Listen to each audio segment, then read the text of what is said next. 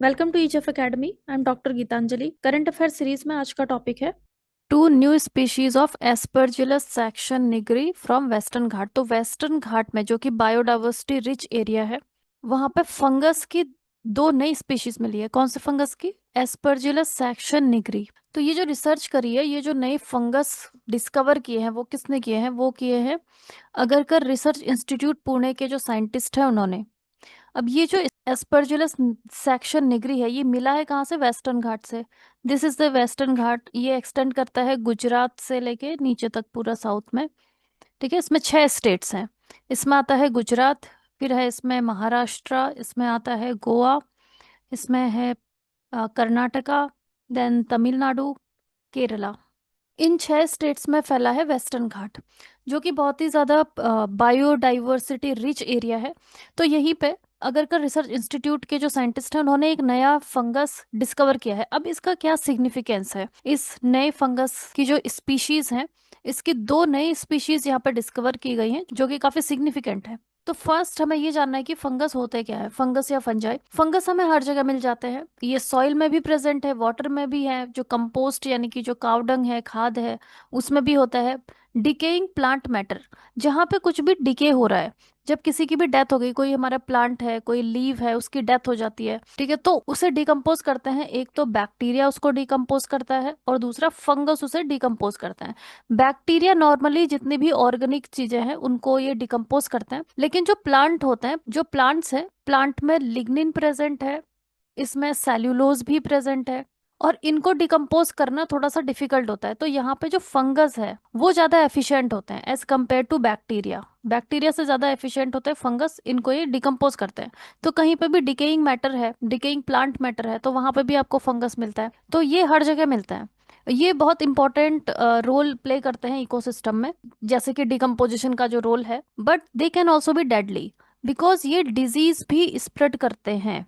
ये ह्यूमंस में भी डिजीज करते हैं, एनिमल्स में भी डिजीज करते हैं, और प्लांट्स में भी डिजीज करते हैं। देखो, अब जो ये एस्परजिलस फंगस है, जिसके की दो नए स्पीशीज को डिस्कवर किया गया है, ये एक माइक्रोस्कोपिक फिलामेंट्स की तरह होता है। आप देख सकते हो यहाँ पे, ये है, ये माइक्रोस्कोपिक व्यू है, ये फिलामेंट्स का इसका शेप होता है। एंड ये स्प्रेड करता है थ्रू स्पोर्स। इसमें स्पोर्स पाए जाते हैं जिससे ये स्प्रेड करता है, या इसमें रिप्रोडक्शन होता है। नाउ ये जो एस्परजिलस फंगस है, ये अलग अलग टाइप की डिजीज करता है। स्पेशली उन लोगों में ज्यादा इन्फेक्शन करता है जिनको कि पहले से ही अस्थमा की प्रॉब्लम है, सिस्टिक फिब्रोसिस जो कि लंग का ही एक डिजीज है, सीओपीडी, कॉम्प्रोमाइज्ड जिनका इम्यून सिस्टम है, वो लोग high risk of severe infection, उनमें सीवियर इन्फेक्शन हो सकता है एस्परजिलस फंगस की वजह से। ठीक है, इससे पहले भी रिसर्च में ये पता चला है कि जो ये एस्परजिलस फंगस है, it could spark a pandemic like situation. Why? Because ये नए जगहों पे भी अब पाया जा रहा है, नई जगहों पे भी ये स्प्रेड हो रहा है। जो ये स्टडी है, ये वाली जो इस स्टडी में पता चला कि बिकॉज जो क्लाइमेट चेंज हो रहा है, उसकी वजह से जो एस्परजिलस फंगस है, जो कि डेडली डिजीज ये कॉज करता है, एस्परजिलोसिस ये कॉज करता है, ये एक्सपेंड हो रहा है North America, Europe, China, Russia, इन जगहों पे। बिकॉज क्लाइमेट चेंज होने से क्या हो रहा है? टेम्परेचर बढ़ रहा है। दिस इज अवर अर्थ। अब यहाँ पे पहले ये कहाँ पे पाया जाता था? जो इक्वेटोरियल, जो ट्रॉपिकल एरियाज हैं, वहां पे पाया जाता था, क्योंकि यहाँ पे हाई टेम्परेचर होता है। लेकिन बिकॉज क्लाइमेट चेंज हो रहा है, टेम्परेचर इंक्रीज हो रहा है, और जो हमारे टेम्परेट एरियाज हैं, जैसे नॉर्थ अमेरिका है, यूरोप है, तो इन एरियाज का भी, इन टेम्परेट एरियाज का भी टेम्परेचर बढ़ रहा है। इसलिए अब ये फंगस इन एरियाज में भी ग्रो करने लगा है। सो दिस फंगस एस्परजिलस ये डिजीज करता है एस्परजिलोसिस। देखो, जो एस्परजिलोसिस है, बहुत सारे टाइप के डिजीज होते हैं इसके अंडर में, जैसे कि ये पल्मोनरी जो रीजन है उसको तो ये अफेक्ट करता है। पल्मोनरी पल्मोनरी मीन्स की जो हमारे लंग्स है, लंग्स को तो ये डैमेज करता ही है। ऑक्यूलर डिजीज करता है, आई में भी इन्फेक्शन कर सकता है। कार्डियक मीन्स की हार्ट में इन्फेक्शन कर सकता है। अपर रेस्पिरेटरी ट्रैक, देन जो हमारे इंटेस्टाइन्स है, then CNS, central nervous system को भी ये डैमेज कर सकता है। रीनल यानी कि किडनीज में भी इन्फेक्शन कर सकता है। क्यूटेनियस मीन्स स्किन, स्केलेटन में, एंड ऑल्सो वेटनरी मीन्स की जो हमारे जो एनिमल्स हैं उनमें भी ये इन्फेक्शन करता है। अब जो एस्परजिलस है इसमें मोर्टेलिटी रेट काफी ज्यादा हाई है, मतलब कि किसी को एस्परजिलोसिस डिजीज हो जाता है, मोर्टेलिटी रेट है उसमें 20 to 40% चांसेस रहते हैं डेथ होने के। तो ये काफी ज्यादा हाई मोर्टेलिटी रेट है इसका। और इसका डायग्नोसिस भी काफी डिफिकल्ट है। अगर किसी को एस्परजिलोसिस हो जाता है तो उसके जो सिम्टम्स हैं वो होते हैं कफ फीवर, जो कि काफी कॉमन सिम्टम्स हैं, जो कि सीजनल जो फीवर होता है उसके साथ में उसको कंफ्यूज कर लिया जाता है कभी कभी। तो diagnosis is difficult. Then fungal pathogens जो है अभी ये काफी ज्यादा रेजिस्टेंट भी हो रहे हैं एंटी फंगल मेडिकेशंस के लिए। किसी को अगर फंगल इन्फेक्शन होता है तो उसको मेडिसिन दी जाती है, एंटी फंगल मेडिसिन। लेकिन क्या होता है कि धीरे धीरे ये रेजिस्टेंस उसके लिए डेवलप कर लेता है, मतलब कि अब जो फंगस है उसकी जो बॉडी है फंगस में, ये इस तरीके का मैकेनिज्म डेवलप कर लेगा कि ये जो ड्रग्स हैं वो उस पर असर करना बंद कर देते हैं। उसे ही हम क्या कहते हैं, रेजिस्टेंस हो जाना। तो ये फंगल जो पैथोजेंस है वो अभी रेजिस्टेंट भी होते जा रहे हैं, बिकॉज हम जितना ज्यादा मेडिसिन का हम इस्तेमाल करते रहते हैं उतने ज्यादा जो बैक्टीरिया है फंगस है वो धीरे धीरे रेजिस्टेंस को डेवलप कर लेते हैं, फिर हमको नई मेडिसिन बनानी पड़ती हैं। इसके अलावा जो ये फंगस है एस्परजिलस, ये प्लांट्स में भी डिजीज करता है, जैसे कि जो ग्रेप्स हैं, ग्रेप्स में ग्रेप रॉट क्रिएट करता है, rot of berries, this is mummified berries, infected berries, ये सब करता है।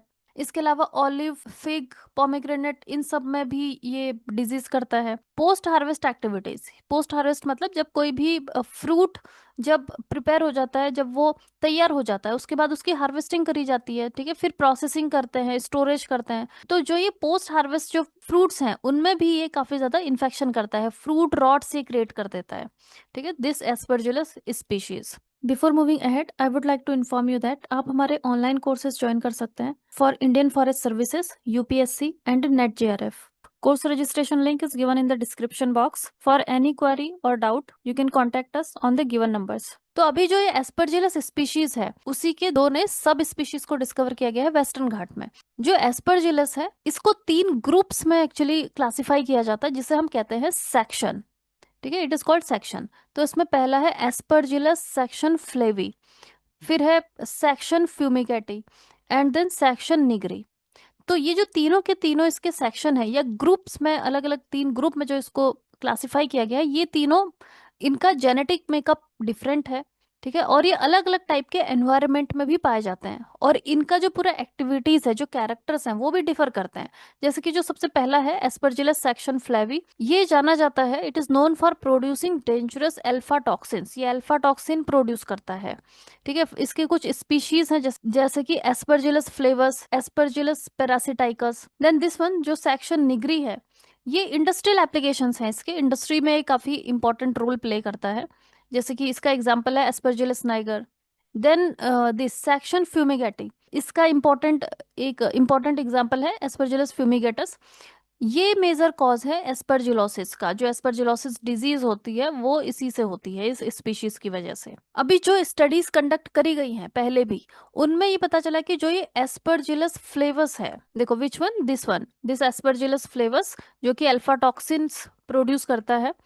ये एस्परजिलस फ्लेवस वैसे तो नॉर्मली ये प्रिफर करता है हॉट ट्रॉपिकल क्लाइमेट को, जो कि हॉट ट्रॉपिकल क्लाइमेट्स कहाँ पे मिलता है, ये वाला जो एरिया है हमारा ट्रॉपिकल रीजन, वहां पे मिलता है, ठीक है। लेकिन ये एक्सपेंड हो सकता है 16% ये एक्सपेंड हो सकता है अंडर, जब अगर क्लाइमेट चेंज होता है तो। और ये मूव करेगा कहाँ पे, northern America, northern China, Russia, ये वाले जो रीजन्स हैं, जो टेम्परेट रीजन्स हैं, वहां पे ये मूव करेगा।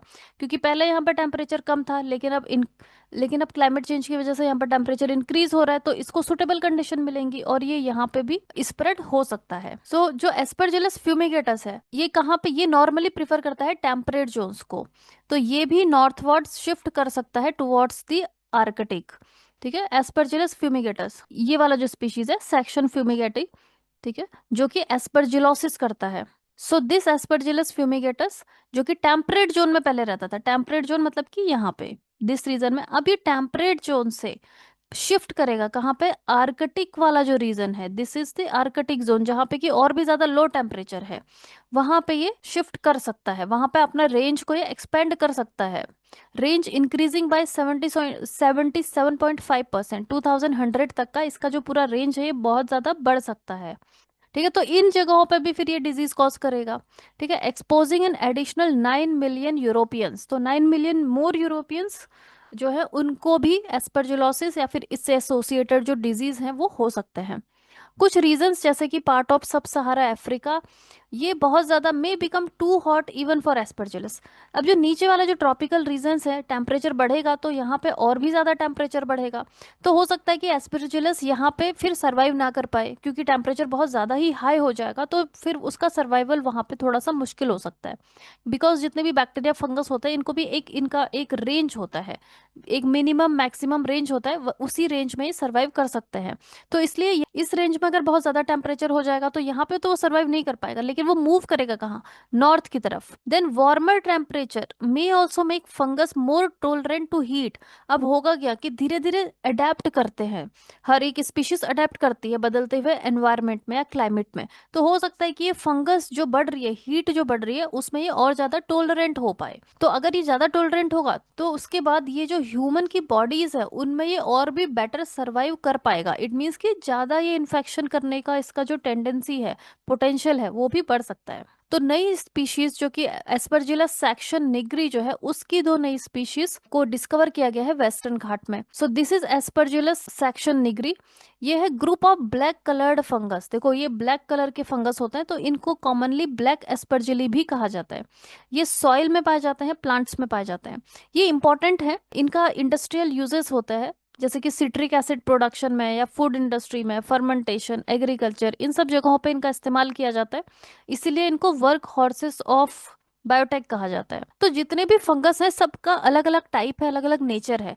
कुछ तो सिर्फ डिजीज ही कॉज करते हैं और कुछ जो है उनका इंडस्ट्रियल एप्लीकेशंस भी होता है। तो जो दो नए स्पीशीज एस्परजिलस सेक्शन निग्री के जो दो नए स्पीशीज या सब स्पीशीज को आइडेंटिफाई किया गया है वो है एस्परजिलस ढाके फालकारी और दूसरा है एस्परजिलस पैट्रिशिया विल्डशेरी। ठीक है, this is Aspergillus dhakephalkarii, this one, and this is Aspergillus patriciawiltshireae. दोनों के दोनों वेस्टर्न घाट्स में ही ये डिस्कवर किए गए हैं। तो अभी इनका सिग्निफिकेंस क्या है? सिग्निफिकेंस ये है कि वेस्टर्न घाट जो है वो रिच है फंगल डाइवर्सिटी में, वहाँ पे और भी ज़्यादा हमें फंगस डाइवर्सिटी देखने को मिल सकती है। और ये वाला जो स्पीशीज है ये इंपॉर्टेंट है फॉर इंडस्ट्रियल एप्लीकेशंस के लिए, सिट्रिक एसिड, फूड फर्मेंटेशन, इन सब के लिए। एग्रीकल्चर में भी ये इंपॉर्टेंट है, न्यूट्रिएंट, सॉइल न्यूट्रिएंट सपोर्ट के लिए, बायोटेक एप्लीकेशंस के लिए। तो इन सब से हमें क्या पता चल रहा है? इनसे हमें ये भी पता चल रहा है कि ये जो जितनी भी स्पीशीज हैं, चाहे वो फंगस स्पीशीज हो, बैक्टीरियल हो, या फिर एनिमल स्पीशीज, वो सब मूव कर रहे हैं। उनका जो नेटिव प्लेस है जहाँ पे वो पाए जाते थे, वहां से दूसरी तरफ वो दूसरी साइड में वो मूव कर रहे हैं, क्योंकि टेम्परेचर इंक्रीज हो रहा है। तो वो अपने लिए सुटेबल प्लेसेस ढूंढ रहे हैं जहाँ पे कि वो सरवाइव कर सके। जैसे कि बहुत सारे एनिमल्स हैं जो कि हिमालयन इकोसिस्टम में रहते हैं। वो पहले नीचे की एरियाज में रहते थे, अब नीचे टेम्परेचर थोड़ा सा बढ़ रहा है तो वो ऊपर की तरफ मूव कर रहे हैं ताकि उनको सुटेबल टेम्परेचर मिल सके। तो हमें नए नए स्पीशीज मिल रही है, अलग अलग ऐसी जगहों पे मिल रही है जहाँ पे वो पहले नहीं पाई जाती थी। तो because they are migrating from one place to another place because of the climate change. You can join our affordable courses for your better preparation. Registration link is given in the description box.